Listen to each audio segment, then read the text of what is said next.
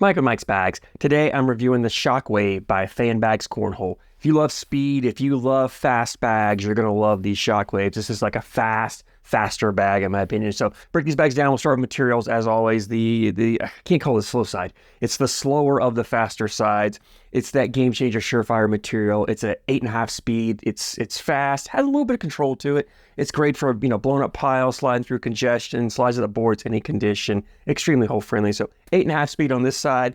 The other side, the faster of the fast sides, is the Pro Sniper Viper material. It's a 9-speed. It's again, slides the board in conditions, great for congestion, blowing up piles, kind of cleaning up messes. Extremely hole friendly as well. So both materials very hole friendly. In fact, it's the same material on both sides. It's just different sides of those materials. It's the same material combination that you find on the Lucky Bag Celtics, the Noble Melt. There's a couple other bags that use it. Cornhole Scenario, I think it's maybe the Cat 5. One of the Cornhole Scenario bags I've reviewed has these same two material combinations as well. So like I said, if you love speed, this is the bag for you. Template wise on these Shockwaves it's a medium template bag, but it's kind of on that smaller side of medium. So typically these faster bags tend to be a little bit floppier, looser, floppier bags. If you don't like that loose floppy bag, I think you're going to love the Shockwave because it's on that medium to smaller template, which gives it a little bit fuller feel. A medium amount of fill here. So you have some flop. I mean, these two materials are very loose and pliable. They have a little bit of stretch to them. So you've got some flop here. It is not overly floppy. It still has a nice full hand feel to it. So when I grab it, I can lock it down. There's no flop. There's no movement. Complete control of the bag.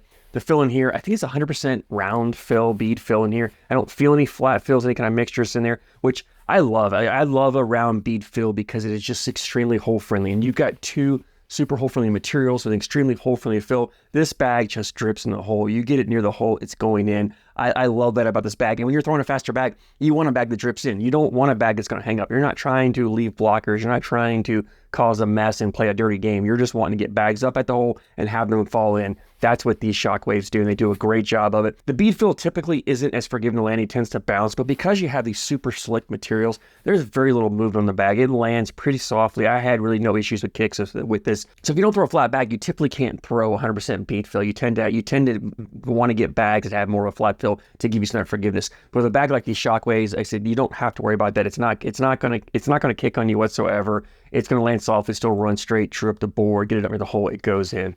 Let's go ahead and jump in here on these, and we'll talk more about playability on these Shockwaves as well. And it's a pretty straightforward bag. It's a bag you're getting up there, you're running bags in the hole, you're putting your 4 bags in, and you're outscoring your opponent. It's not a bag that you're trying to get cute with cuts, rolls, flops. You're not doing a lot of shot shaping. Not saying you can't. I mean, you can get some subtle, like I could throw some slight subtle cuts with these bags, but really with this bag, you don't need to make those aggressive cuts. Honestly, if you have an opponent who throws a blocker up there, I don't need to really cut around too hard because of the speed of the bag. I'm just going to kind of step out, throw at the corner of their bag and run into it and blow theirs out of the way and take my bag in. This bag does a great job of kind of that fully bag or that get around bag because you get it near the hole, it's going to drip in. It's fast enough to push bags out of the way. And, if your opponent throws blockers and you just want to keep it clean, you have enough speed on both sides to just push through their blockers, no problem whatsoever. So you do have some options as far as getting around bags or going through bags. But again, not a bag you're looking to cut, roll, or flop. It's not a bag you're looking to get up there and throw blockers with. That's not what this is designed for. I mean, can you throw a blocker? If you have a high enough softness throw, you can put a blocker up there. Probably not the best bag for a blocker because neither one of these materials are very sticky. So when they set up there, it doesn't take much to push through. They're not really going to cause a bag to kick off. I mean, typically for me, if I threw a blocker, it wasn't intentional. It was because I landed that.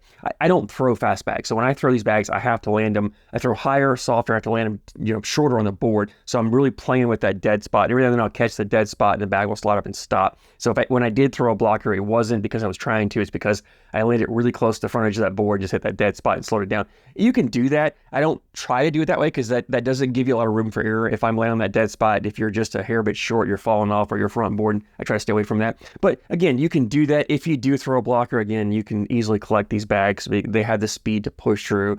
And honestly, on a bag like this, you're not really looking at flipping bags over. To me, when you get a bag like this, you're looking for which side of the material you like best, which side you want, and that's the side you're throwing all the time because they're very close to the same speeds on there. These bags are also great for humidity. If you're a player that plays in an area where humidity is an issue and you don't want to throw carpet or you don't want to throw a bag with a hybrid material, a bag like this, these two materials are going to slow down some. They are polyester. They will slow down as it gets more and more humid, but because they start out playing faster, as they slow down, they become, still in that 5, 6, 6, 7, 7, 8 speed range. They're still playable. They still move. So if you're a player like me and you typically throw mid-speed bags, but in an area where humidity does become a problem, maybe, you know, like a bag like this, I could see in my backpack, because if I go to a blind draw and I get a partner who just refuses to throw carpet or won't throw a hybrid bag, and we're playing an area, we're playing where it's humid and sticky and we need to throw a bag, I can pull this out and know my partner will throw it because it's not carpet, it's not hybrid, and I can still, as it gets humid and slows down, I can still play it. So if you're looking for a bag that fits that category for humidity, but you don't want that carpet hybrid route,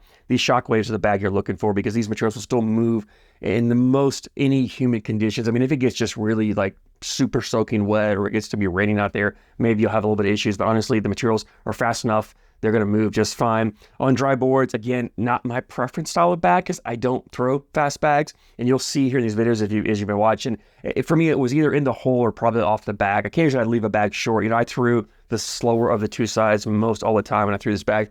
Sometimes I could leave a bag just stop short, but if I missed the hole, it was going to be past the hole on the back of the board or off the board. That's just the way I throw. I can only slow down so much. I tend to throw more of a normal to harder throw. I like to go those mid to slower speed bags. But a bag like this is also a great bag to add to your arsenal or practice, even if you don't throw fast bags. I love having bags like this with me when I go practice, when I go do some work, because pulling a bag like this forces you to learn to throw softer, learn to land shorter. So when it comes time to throw a back block or to lay a level 3 block with your regular bags, because you've learned how to throw a higher, softer bag by throwing these, you can do that with those bags. So it's also a wonderful training tool. Even if you don't ever plan on throwing this bag in competition, to go out there and practice with it is just going to make you a better player. And the more you learn to throw, like me, I don't throw fast bags, but I do like to practice with them in case I do get to a blind draw and I get a partner, that's all they want to throw is a fast bag. I can make the adjustment and throw it if I've done it in practice. So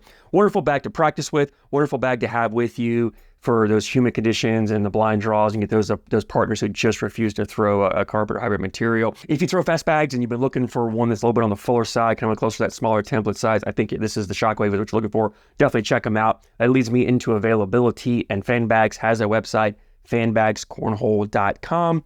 Bags are only $65 for a set, $10 shipping, but right now they have them on sale, $20 off, so $45 a set, $10 shipping, so $55 shipped to you. It's one of the lower prices you'll find for a quality set of bags. So if you've been thinking about trying these, maybe this bag intrigues you, you're not sure if you're gonna like it or not, that $55 small investment, really worth it to get a set to try them out, see if you like them. Like I said, nothing else, add it into your practice routine so you can learn to develop that softer throw and just get better at throwing a variety of different bags, which in the end will make you a better, more rounded, more complete player. So if you throw the Shockwaves, I'd love to hear your thoughts. Drop a comment down below. Let me know what you like, what you don't like. Always love hearing you guys' opinions. I thank you so much for your support, and I thank you for watching.